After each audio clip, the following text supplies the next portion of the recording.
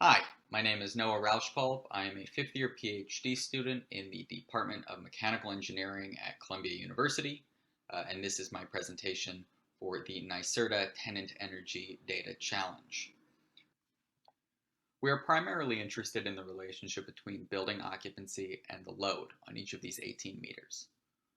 Throughout the month of March 2020, there's a very precipitous drop in building occupancy. That first red line shows when the first COVID cases appeared in New York, and the second is when the New York State went on pause and all non-essential workers were required to stay at home. Building occupancy stays very, very low until roughly the second week of June, which is when phase one reopening began. Slowly throughout June and then more steadily in July and August, people are returning to the building, but at a much lower occupancy level than what we saw before the crisis. If we turn our attention just to the load, here we have weekly load profiles for April through August in the years of 2018, 2019, and 2020. We can see that in 2018 and 2019, each of these 4 meters follows a pretty similar pattern. So during the weekends and overnight, there's some minimum level of consumption that's always happening on that meter. And then during the daytime, when people come in and start using stuff, load goes up. In 2020, what we see is that the peaks are way down, so that people aren't using as much power in the middle of the day because there are fewer people in the building. Remarkably, however, the minimums stay roughly the same. So in the nighttime, when there aren't a lot of people in the building, we're using about the same amount of energy just from keeping some computers on, keeping the copy machine on, that we were in previous years. When I wanted to get a better idea of what this relationship looked like between occupancy and load, the first thing I did was just plot data for each meter from right at the beginning of the COVID crisis all the way up through the end of August.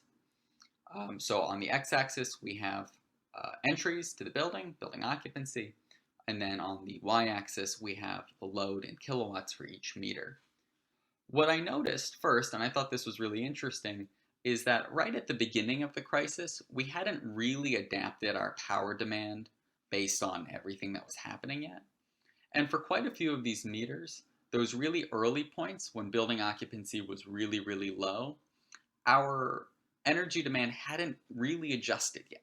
Maybe what happened was people had left their computers running and they just stayed on until someone finally came in June and started shutting things off. So if you look at meter 13, for example, there's this big cluster of points right in the top left corner, and that completely skews the model of occupancy versus load.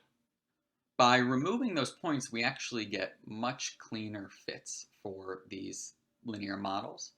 And now for each meter, we have an idea of how much load increases as the number of occupants increase. Ultimately, I decided to fit an ordinary least squares model with fixed effects and interactions. This is a pretty plain vanilla model, and I think the only thing that's really special about it is the number of fitted coefficients. There are 4,320 coefficients. We got there because there are 18 units multiplied by 24 hours per day.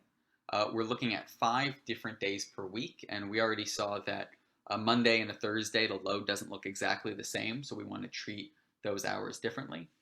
And then lastly, we have 2 coefficients for each hour, weekday, meter combination. There is an intercept term, and that intercept tells us how much we think the demand is going to be when there's nobody in the building, and then we've got a slope term.